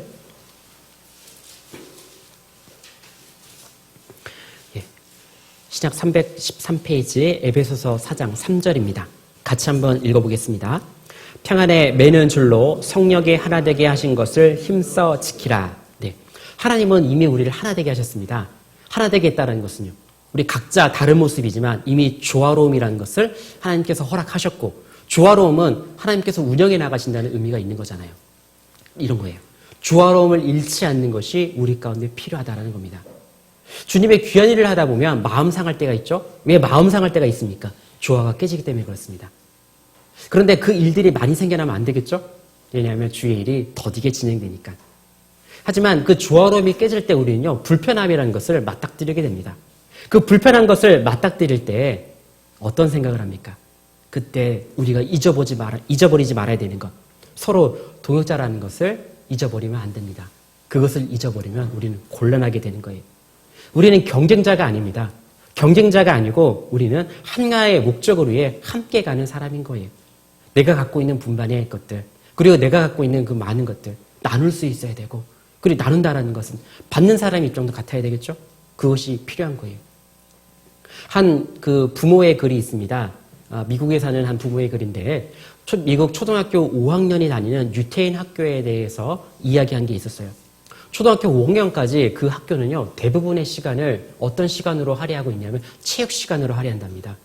그 체육 시간을 할애하는 이유가 뭘까요? 첫 번째, 그건 협동심을 배운답니다. 팀워크를. 그리고 두 번째, 페어플레이를 가르칩니다. 세 번째, 포지션을 가르칩니다. 첫 번째 보면요, 팀워크를 배운다. 인생은 혼자 가는 길이 아니다라는 것을 유태인은 배우고 있습니다. 왜요? 그들은 역사 가운데서 경험했습니다. 혼자 잘나서 혼자 이끈 게 아니라 하나님께서 이끄신 가운데 우리가 그 일을 해나간다는 것을 배워가는 거예요. 그잖아요? 그리고 또 페어플레이를 가르치는 겁니다. 이스라엘 역사가 증명하고 있잖아요. 그들은 계속된 범죄 가운데서 그들은 하나님께 철저하게 그 값을 지불하게 되잖아요. 그러면 반칙이라는 것은요, 철저한 책임과 그리고 철저한 대가가 있다는 것을 가르치고 있다는 거예요. 우리는 어떻습니까? 살짝 반칙하는 분 많지 않으세요? 길거리를 지나다가 작은 쓰레기 하나 툭 던져버리지 않으세요? 가끔 저도 운전하다 보면요, 앞에서 막 차인데 쓰레기가 날라올 때도 있어요. 작은 거잖아요. 왜요? 반칙을 하면 그것이 주는 엄격함이 무엇이라는 것을 인지할 수가 없는 거잖아요. 근데 아이들 때부터요, 그걸 가르치는 거예요. 그리고 또 하나는 포지션을 가르칩니다. 자신의 역할이 어디인지. 우리가 가진 달란트들, 주님께서 받은 그 은사들 다 다르잖아요. 그러면 그 상황에서 어떻게 사용해야 될지 배워가는 거예요. 각자의 다른 모습 가운데 우리가 조화로움을 이끌어간다는 것. 그것을 그의 체육 시간들 가운데서 배워보고 있습니다. 우리의 체육 문화와는 그저 다른 모습을 띠고 있죠. 우리는 무엇밖에 없습니까? 서로 경쟁밖에 없잖아요. 1등만 기억되고 또 1등만 영광 얻는 그 일이 있지 않습니까? 생각해 봅니다. 우리는 한국 사람이지만 천국 시민을 가진 사람이다. 경쟁이 필요하지 않고 우리 가운데서는 조화가 필요하다. 생각을 해보게 됩니다. 그래서 우리는요, 에베소서 한번 찾아보겠습니다. 이 찾았을 때 5장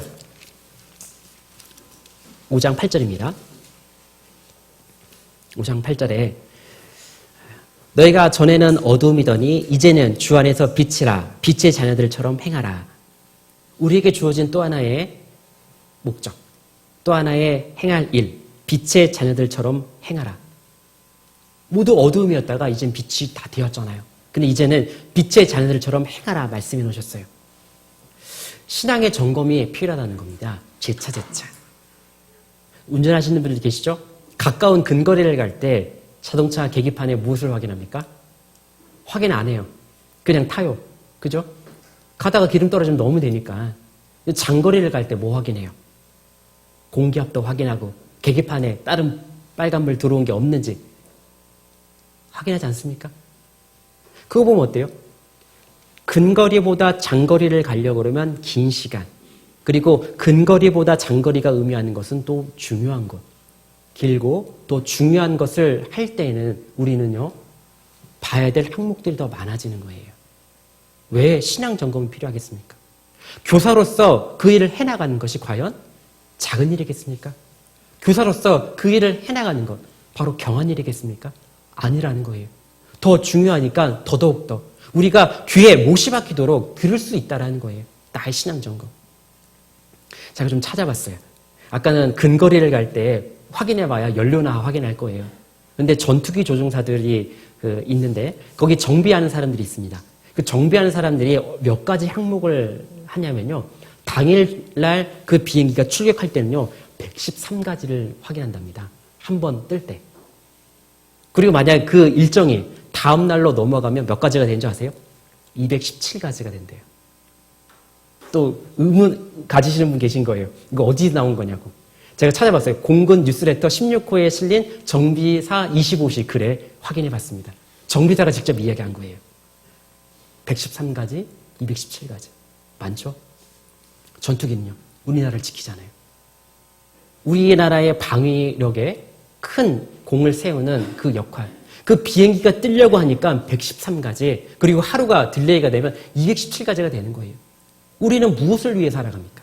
우리는 주의 군대로서 부름은 받았고, 그리고 아이들의 그 영혼을 건지기 위해서, 지키기 위해서 그 일을 하지 않겠습니까?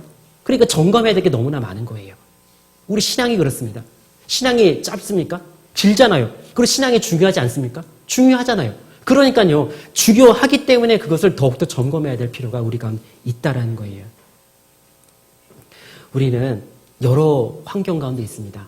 우리는 말씀, 기도, 교제, 전도, 네 가지 항상 듣는 이야기예요. 보세요. 말씀이라고 하면 어떤 말씀을 생각해 보겠습니까? 주일 말씀, 그리고 수요 말씀, 회별 모임, 교사공간한 게 또 우린 하나 더 있잖아요. 그 말씀을요, 당연히 들어야 돼요. 당연히 듣고 필요시에 더 찾아 들어야 됩니다. 그리고 교제는요, 어떤 형태의 교제든지 다 참석해야 돼요. 거기에 무엇도 있죠? 교사 모임도. 참석해야 되는 건 당연한 거예요. 그리고 기도. 기도의 시간에 다른 사람과 우리 유치부 교사가 다른 게 무엇이 있겠습니까? 무엇이 우리 유치부 교사라고 이야기할 수 있을까요? 아이들을 위한 기도예요. 나의 분반 아이들을 위한 기도, 그리고 분반 아이뿐만 아니라 내가 학년에서 지나가면서 봤던 그 관심 갖던 그 아이들, 주님의 도움이 필요한 그 아이들에 대한 기도가 우리 가운데 있어야 되는 거예요. 그 기도가 없으면요, 유치부 교사라고 할 수가 없는 거죠. 그리고 또 하나는요, 아이들은 우리에게 맡겨졌습니다. 그 아이들은요, 하나님을 알아야 될, 온전히 전도되어야 될 대상입니다. 그 아이들을 대하는 일에 어떻게 해야겠습니까? 우리가 공교히 준비해서 사랑으로 대해야 된다는 것. 그것이 우리 가운데 있는 거예요. 보세요. 말씀, 교제, 기도, 전도 속에서 우리는 다 그 일을 하고 있는 겁니다. 적은 일이 아니라 가장 큰 일들을 우리는 하고 있는 거예요. 바로 자신의 신앙을 세우는 길이요. 우리 아이들 신앙을 세우는 길이었고, 그리고 그것이 교회를 세우는 길이었다는 것을 확인해 볼 수가 있는 거예요. 하나님은 말씀하셨죠. 가지란 그 부분을 설명하시면서 농부의 비유를 하셨습니다. 만약 가지가 약하면 농부가 열매를 맺게 할까요? 맺도록 하지 않을까요? 맺도록 하지 않은 거예요. 누구를 위해서요? 가지와 나무를 위해서. 가지가 단단하면 나무가 단단한 거잖아요. 그러면 무엇을 많이 맺을 수 있어요? 열매를 많이 맺을 수 있는 거예요. 생각해 봐야 됩니다. 내가 스스로 너무 연약하고 내가 지쳐 있다면 나를 통해서 열매를 맺을 수가 없는 거예요. 하지만 나는요, 그럴지라도 주님의 능력을 이끌어낼 마음이 있고, 그리고 그 능력으로서 살아갈 마음이 있다면 하나님은요, 그 가운데 열매를 맺게 해주실 거예요. 우리 모두가 연약한 자입니다. 그걸 알아야 됩니다. 강한 자가 아니라 연약한 자가기 때문에 무엇이 필요할까요? 우리는 스스로 연약하기 때문에 하나님께서 울타리를 만들어 주신 거예요. 교사란. 다른 사람보다 다른 분에게 전화를 한 번 더 할 수 있는, 더 전화를 한 번 더 받을 수 있는 그 위치에 있습니다. 울타리를 만들어 준 거예요. 내가 떨어지고 싶어도 엮여 있잖아요. 어떻게 떨어지겠어요? 그리고 좋은 것을 지키는 방법을 가르쳐 주셨어요. 하나님께서 우리에게 직임을 허락하셨는데 그 직임을 지킬 수 있는 일이 무엇이겠습니까? 내가 마음 가운데 주님께서 주신 일이라 생각하고 그 일을 골똘히 생각하고 준비해 나갈 때 이것이 과연 좋은 것이었구나. 그리고 나의 생활 가운데서 갚아주시는 그 은혜가 나에게 증명하는 거거든요. 그리고 또 하나는 하나님의 영광에 참여할 수 있는 기회를 주시는 거잖아요. 우리는 교사 일을 하고 있습니다. 그런데 변화되지 않는 그 아이들의 모습, 그 아이들의 모습을 볼 때 어떤 일을 생각하게 되고 어떤 마음을 갖게 됩니까? 그만둬 하고 싶다. 그냥 아이가 이번 주 안 나왔으면 좋겠다. 그런데요, 더 귀한 마음을 먹어야 돼요. 기회인 거예요. 그럼에도 불구하고 사랑할 수 있는 마음, 그럼에도 불구하고 아이를 끌 수 있는 마음. 과연 그것이 거기서 끝날까요? 우리 많은 형제 자매들과 교제하잖아요. 그 가운데 나의 마음에 안 맞는 사람도 있잖아요. 그런데 그 사람을 한 번 더 안는 게 어떤 의미가 되겠습니까? 주님의 사랑이 무엇인지 알려주는 거예요. 나도 주님의 사랑이 어떤 마음인지 아는 겁니다. 내가 어떤 짓을 할지 모르지만 그래도 나를 품어주신 하나님, 그의 사랑을 안다면 우리는 어떤 마음을 잡을 수 있을까요? 우리는 이런 겁니다. 신앙생활이라는 거는 어려움의 시련은 있습니다. 어려움의 시련은 있지만 절망이 없는 길이고, 그리고 끝까지 부여잡았을 때 결과가 있는, 소망이 있는 길이라는 것을 우리에게 알려주시는 거예요. 우리 그 마음 갖고 살아가야 되는 겁니다. 하지만 그래도 가장 어렵게 생각하는 것들이 있죠. 지금 흔히 어려운 시기라고 이야기하잖아요. 그 어려운 시기라는 그 단어 속에서 우리는 생각해 볼 게 있는 것 같습니다. 나는 아이들을 만나야 되고 아이들에게 교제해야 되고, 그러면 대면을 못하는데 분반 어떻게 하지? 이런 생각들을 해보잖아요. 그런데 우리는 생각해보면요, 시대가 변천하면서 많은 도구들이 등장했습니다. 그 도구들을요, 우리는 무시할 수가 없었던 거예요. 처음에 컴퓨터가 없어서 OHP에도 했었고, 그리고 그려서도 했었어요. 근데 컴퓨터가 활성화되고 많이 보급되면서 그것을 사용하며 전도 집회하게 되잖아요. 생각해보면 그 도구가 온전하게 쓰여질 때는 복음의 도구로 쓰여지지만 나중에 적그리스도에게 쓰여질 때는요, 이 전체를 묶는 하나의 나쁜 도구로 쓰여지게 되잖아요. 그럼 우리에게 도구가 주어질 때 어떻게 써야 되냐면요, 선한 쪽으로 쓰려고 우리는 계획하고 그렇게 해야 된다는 거예요. 그럼 어때요? 지금 많이 대면되고 있는 화상 모임, 화상 회의가 있잖아요. 그 일에 우리는 생각해 봐야 되는 거예요. 아이들과 지금은 비록 대면할 수 없지만 그래도 중요한 것은 생명의 원천이 주께 하나님께 있음을 알게 한다. 그걸 넣어줘야 되잖아요. 그럼 어떻게 해서든지 만나야 되잖아요. 그러면요, 방법이 없는 거예요. 우리는 이것을 해야 한다는 마음을 갖고 있어야 되는 거예요. 비록 안 되지만 나는 그 일을 해야 되겠다. 그러면 이제 그 일을 하기 위해서 부모님과의 관계 형성이 필요하죠. 그러면요, 먼저 부모님께 전화 한 번 더 하는 겁니다. 전화 한 번 더 하면 어때요? 항상 내 자녀를 위해 마음을 써주시는 그 선생님으로 인정이 되면 부모님 어떻게 할까요? 그 전화 끊어버릴까요? 아니에요. 근데 한편 그럴 수도 있습니다. 만약 그러하더라도 나는 교사이기 때문에 그것을 해야만 한다는 사명감이 필요한 겁니다. 가끔 우리는 카톡에 글 남겼을 때 대답 없는 그 메아리 얼마나 답답합니까? 그렇잖아요? 그런데 해야만 하는 것은요, 내가 사명이 있다는 거예요. 내가 해야 될 일이 있기 때문에 그러다는 겁니다. 생각해보면 그래요. 그 아이가 그 선생님의 수고에 끈이 연결되어 있다는 것을 생각해야 돼요. 나의 수고가 그 아이를 지금도 주님과 연결하는 끈으로 묶어져 있다는 것을 생각하는 거예요. 왜요? 하나님은 우리를 불러주셨으니까. 그럼 우리는 주님과 관계된 일을 하는 거지 않겠습니까? 그러면 주님과 관계된 일을 한다면요, 아이가 주님과 관계에 있을 수 있도록 우리가 끈을 묶어놓은 거예요. 그 일이 우리 가운데 있는 겁니다. 익숙치 않아도 시작해보는 겁니다. 그리고 어려워도 한번 해보는 겁니다. 모든 일에 익숙한 사람이 있겠습니까? 여기 앉아 계신 분들 처음에 다 직장 들어갈 때 일 다 잘하셨어요? 근데 지금은요, 다르잖아요. 그것만 봐도 어때요? 모든 일에 어느 누구도 처음부터 익숙한 사람은 없습니다. 지금 다 처음을 살아가는 시기입니다. 그러면요, 공평한 거예요. 서로 못해도 공평한 거고 서로 잘해도 공평한 거예요. 왜요? 동일한 거니까. 그 마음을요, 다르게 먹을 필요가 없는 거예요. 누가 먼저 시작했냐 안 했냐의 차이인 거지 공평한 상태라는 것을 우리는 생각해 봐야 돼요. 그래서 우리는 이제 분반 시간을 잡을 때 한 20-30분 정도로 잡으면 좋을 것 같아요. 그래서 그 분반을 진행할 때 이러면 좋을 것 같아요. 분반의 내용은 확실히 그 이상의 것을 얻을 수 있다는 확신이 그 가운데 아이들에게 전달돼야 되는 것. 그게 필요합니다. 제일 먼저 중요한 건 이런 거예요. 한정판이라는 단어 많이 들어봤죠? 내가 준비한 분반이 그 아이에게는 한정판이에요. 그 생각 안 해보셨습니까? 내 아이에게 주려는 것이 한정판입니다. 한정판이면요, 싸구려예요? 아닌 거잖아요. 그러면 그 일을 위해서 우리는 준비해야 되는 거잖아요. 주님께서 주신 지혜의 결과물인 것을 내 스스로도 믿어야 돼요. 내가 그 시간 안에 준비했고, 그리고 주님께서 주신 산물이라는 것을 내 스스로가 먼저 인정해야 돼요. 그럼 어때요? 그게 한정판이 되는 거예요. 한정판이 되면 아이들에게는요, 어떤 의미가 있겠습니까? 귀한 것, 소중한 것으로 심겨지는 게 맞지 않겠습니까? 그리고 선생님들 생각해드리 이런 게 있습니다. 대화의 내용은 복잡하지 않고 단순하게 해야 된다는 이야기를 하잖아요. 생각해 보세요. 아이들이 하는 그 질문들의 유형을 보면 자연이 약 31.3% 정도 된대요. 그리고 인간이 약 30%가 됩니다. 그럼 자연과 인간 두 개 더하면 몇 퍼센트예요? 61.3%. 대부분의 아이들의 질문이 그렇습니다. 자연과 그리고 사람. 그럼 무엇과 연결할 수 있을까요? 자연, 천지 창조, 사람, 나와 예수님. 연결되지 않습니까? 그런데 우리는 분반을 준비하면서 어떤 생각을 하죠? 이해할 수 있을까? 받아들일 수 있을까? 이런 생각 하잖아요. 그럴 필요 없는 거예요. 이미 아이들이 받아들일 수 있는 환경이라는 것은 되어 있는 겁니다. 그들이 궁금해해야 하는 질문증이 맞는 거예요. 그들이 궁금하는 질문을 우리는 만들어내면 되는 거예요. 그렇잖아요? 천지 창조. 그리고 나와 예수님. 생각해보면 그런 거예요. 가장 자연스러운 시기를 우리는 맞닥뜨리고 있는 겁니다. 하나님께서 말씀해 주신 그 말씀을 온전히 그 가운데 남길 수 있도록 할 수 있는 그 기회가, 그 기간이 바로 지금이라는 거예요.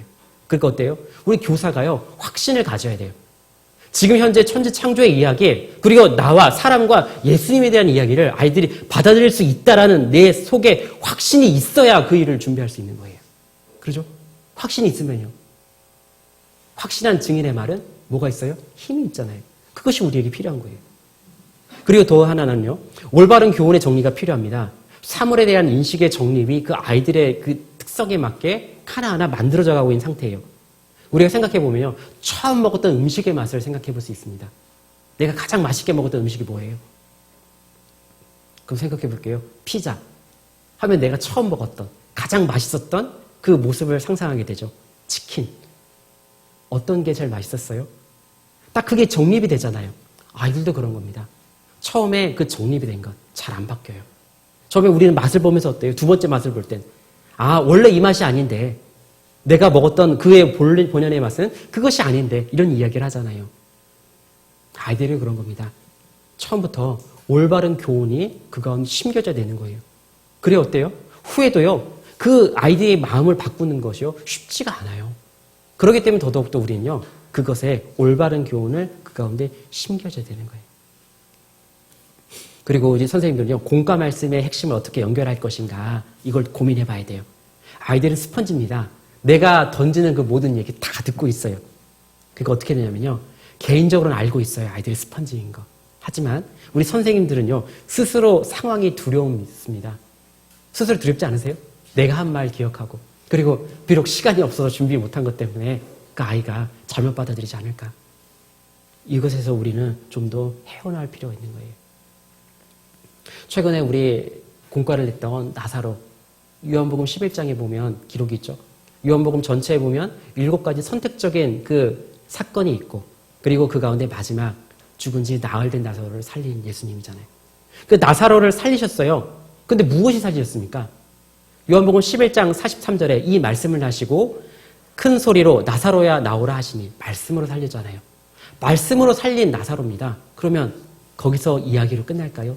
그 예수님이 그 하나님이 나를 살렸잖아요. 나를 살렸으면 누구도 살리는 거예요. 아이도 살릴 수 있지 않겠습니까? 나를 살린 하나님, 그러면 우리 아이도 살려주세요. 그 귀중한 마음을 먹지 않겠습니까? 그래서 그의 하신 일이 기록이 되는 겁니다.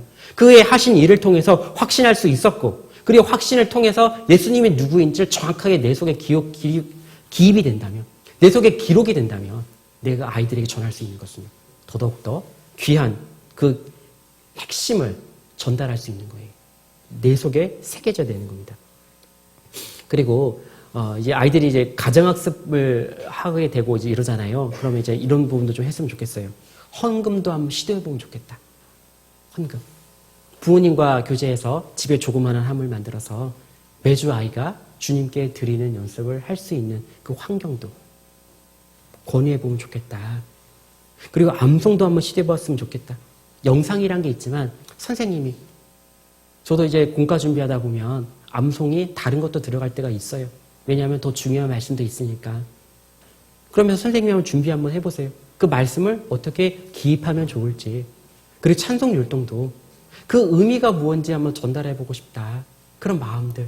그것이 우리가 먹어야 될 그 재료들인 것 같아요. 이 모든 것은요, 왜 필요할까? 아이들의 말씀을 기억할 수 있을 재료이기 때문에 그렇습니다. 또 더 하나는요, 이전의 모습을 기억할 수 있는 재료들인 거예요. 우리가 언제 모습으로 돌아갈지, 예전의 모습으로. 다시 또 언제 이 모습으로 돌아올지 모르잖아요. 항상 우리는 준비하고 그들이 항상 원래의 모습처럼 적응할 수 있도록 필요한 재료들 우리는 만들어야 되는 게 맞는 거예요. 그리고 교사 입장에서는요, 아이들과 관계 유지를 하는 방법입니다. 그렇기 때문에 우리에게 필요하다는 겁니다. 근데 이제 많은 것들을 몇 가지를 알려드렸는데, 근데 생각해보니까 이런 마음도 들어요. 비록 부족해도 보이죠? 비록 연약해도 보입니다. 그리고 막상 분반을 처음 시작했을 때 아무것도 하지 않았는데 30분이 지날 수도 있어요. 그때 우리는요, 좌절의 마음을 먹으면 안 돼요. 왜냐하면 그 속에서 누가 역사하십니까? 하나님께서 역사하시기 때문에 그렇습니다. 그러면 우리는 어떤 마음을 갖고 기대해야 되냐면요, 하나님께서 나를 통해서 하나님의 역사를 이룰 거다라는 기대가 내 속에 있어야 돼요. 그 기대가 없으면 그 분반은요, 안 되는 거예요. 그 마음이 없으면 그 시간은 무용지물이 될 수도 있는 거예요. 내 속에 그게 필요합니다. 하나님의 역사를 기대하는 거. 하나님의 역사가 있으면 어때요? 벙어리가 뜨잖아요. 소경이 눈을 뜨잖아요. 그리고 돌들이 소리칠 수 있잖아요. 돌들로서 아브라함을 자손을 만들 수 있는 게 하나님 아니십니까? 근데 그분의 능력을 기대하지 않는다면 절대 열리지 않을 것 같은 그 아이들이 열리지 않는 거예요. 하지만 그분의 능력을 기대하면 열리지 않을 것 같은 그 일들이 우리 가운데 이루어진다는 겁니다. 그러니까 어떻게 했습니까? 그러므로 우리는 일어나자, 함께 하자, 이렇게 되는 거예요. 그렇기 때문에 우리는 함께 하고 함께 일어나야 되는 거예요.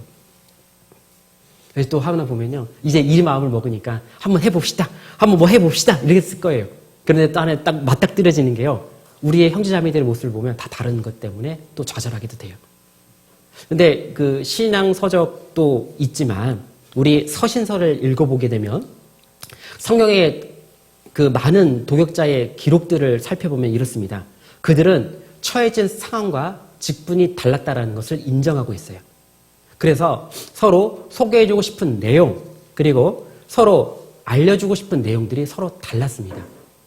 또 하나는 주님 앞에 가서 받을 상급이 서로 다르다는 것, 그 영광이 다르다는 것도 서로 인지하고 있어요. 그죠? 인지하지만 어때요? 성경에 많은 것들은, 많은 인물들은 하나님의 그 온전한 일을 위해서 나가고 있다는 거예요. 왜 그렇게 할 수 있었을까?